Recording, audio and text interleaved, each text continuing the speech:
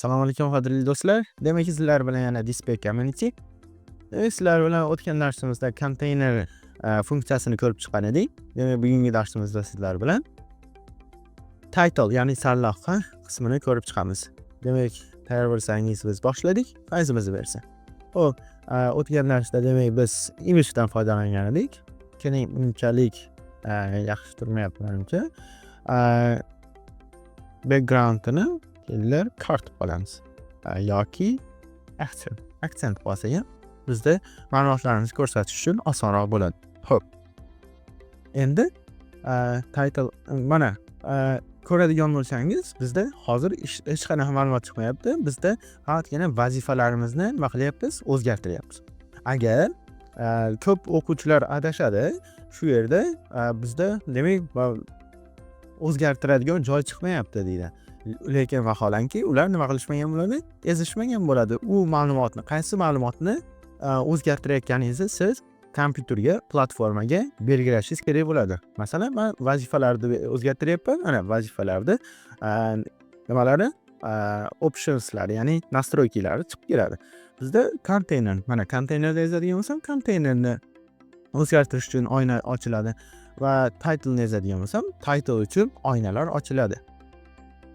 Demak, xuddi shunaqa ma'lumotlar ketadi. Xo'p, endi keling bu title qismini nima uchun ishlatamiz, shuni ko'rib chiqamiz. Demak, title ning asosiy maqsadi bizdagi ma'lumotlarimizni katta ekranda asosiy bu dasturimiz nima haqidaligi yoki dasturimizga oid muhimroq ma'lumotlarni saqlash uchun foydalanamiz. Bu yerda ko'radigan bo'lsangiz, general qismi bor. Demak, umumiy bu title'ni sarlavhamiz nima haqida, qanday ma'lumotlarni o'z ichiga oladi degan joyimiz. Xo'p, birinchisi simple. Ya'ni bizni sarlavhamizni style'i. Simple, oddiy, bitta rasm yon tarafda va bu tarafda nimalar? Yozuvlar turishi mumkin bo'ladi. Bizda image degan joyi ham bor. Ya'ni bizning rasmimiz katta bo'lib turadi va pastida barcha ma'lumotlar ketadi. Keyingisi cover. Bizdagi orqamizda bitta rang bo'lishi kerak edi. O'sha tanlagan rangimizni ko'rsatadi-da va bu yerdan bizning ma'lumotlarimizni chiqarib beradi. Va profile bor. Profile bu asosan masalan Telegram yoki birorta ishchilarni ma'lumotlarini saqlayotganda yoki birorta ishchi haqidagi ma'lumotlarni profile shaklida saqlasak ma'qulroq bo'ladi. Keyingisi bizda demak title. Title degani doim eslab qoling. Title degani biror o'sha tanlagan ma'lumotingizni asosiy ko'rsatish kerak bo'lgan fakt yoki ma'lumot hisoblanadi. Masalan, bizda title'imizda hozir vazifalar nomi turibdi. Buni o'chiradigan bo'lsangiz, masalan, hozir ko'rsataman, salom deb yozaman masalan. Salom deb yozsam, demak mana bu qismimizda ko'rinadi. Xo'p, asosiy bu ma'lumotimiz jurnallar harflarida ko'rinadi. Va e'tibor bersangiz, bizda faqatgina salom bo'lib turibdi.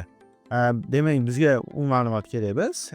Bu yerga bitta ma'lumot yozganimiz uchun biz bu yerga o'zimiz qo'lda birorta ma'lumotni yozib qo'yishimiz mumkin bo'ladi. Masalan, hozirgi holatimizda biz qanday dastur qilyapmiz? Vazifalar ro'yxati degan dastur qilyapmiz. Shuning uchun bu yerga yozib qo'yishimiz mumkin. Vazifalar deb. Xo'p, bo'ldi. Endi emphasis ga keladigan bo'lsak, emphasis nima degani? Emphasis degani urg'u, o'zbekcha tarjima qilinganda urg'u deb tarjima qilinadi. Emphasis ga biz nimalardan foydalanamiz? Masalan, biz asosiyroq ma'lumotni yoki eslatib turish kerak bo'lgan ma'lumotni emphasis ga qo'yishimiz mumkin bo'ladi va yoki birga bir tarjima qilingandagi urg'u birorta ma'lumotga urg'u bermoqchi bo'lsak, o'sha ma'lumotni emphasis ga yozishimiz kerak bo'ladi. Masalan, bu yerga o'zimiz qo'lda birorta ma'lumot yozsak bo'ladi. Mana hamma ma'lumotimiz shu yerda ko'rinadi. E'tibor bersangiz, men kichkina harflarda yozgan edim, lekin emphasis-da katta. Hamma harfim katta harfda bo'lib ko'rinadi. Xo'p. Endi chiqamanda bu yerga masalan aytaylik, qandaydir asosiy yoki muhimroq bo'lgan ma'lumotni tanlab qo'yaman. Masalan, umumiy vazifalar sonini qo'yishim mumkin yoki boshqa ma'lumotlarni qo'yib olishingiz mumkin bo'ladi. Lekin hozirda bizda oddiy va sodda bo'lgani ma'qulroq. Shunga hech narsa qo'ymay qo'yamiz. Xo'p, endi keyingisi subtitle, ya'ni bu taytlimiz, ya'ni bu nomimizni tagidagi ma'lumot subtitle hisoblanadi. Mana bu hozirgi holatimizda vazifalar ro'yxatida birinchi narsani ko'rish degan ma'lumotimiz, vazifa tavsifi bizda hozir subtitleda ko'rinib turibdi. Lekin bu yerda ham bizga hech qanday ma'lumot kerak emas hozircha. Oddiy, sodda bo'lgani bizni foydalanuvchimizga osonroq bo'lishi mumkin bo'ladi. Keyingisi bizda image, ya'ni vazifa rasmi. Lekin bizda vazifa rasmi turishi kerak emas. Biz birorta o'zimizga yoqadigan vazifalarga oid rasmni qo'yib qo'yishimiz mumkin bo'ladi. Bu yerda masalan o'chiramizda endi olib kelib qo'yishimiz mumkin bo'ladi. Masalan, to-do listga kiramizda, hop, to-do listdan symbol yozib olamiz. Symbols. To-do list symbols yozamizda masalan mana bunday rasmlar bizga chiqib keladi. Bizga birorta yoqqan nimamizni, emblemamizni tanlab olishimiz mumkin bo'ladi. Masalan, birinchisini tanlaymiz. Mana, hop.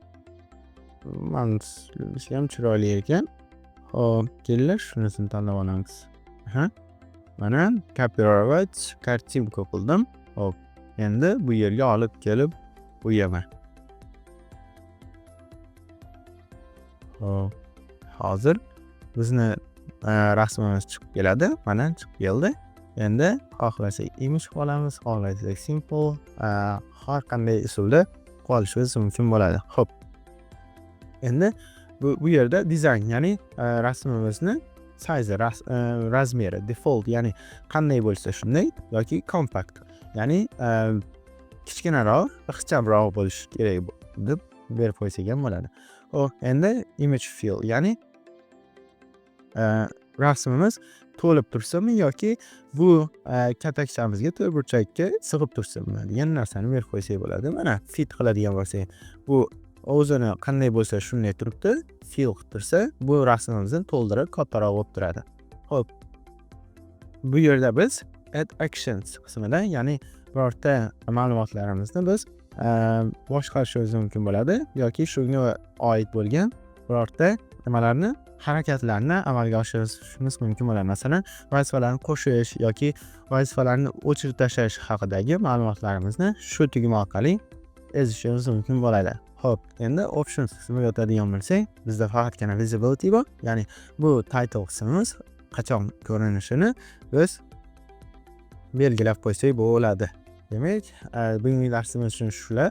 Keyingi darslarimizda sizlar bilan big numbers degan ma'lumotlarni ko'rib chiqishni boshlaymiz. Keyingi darslarimizda ko'rishguncha sog' bo'ling.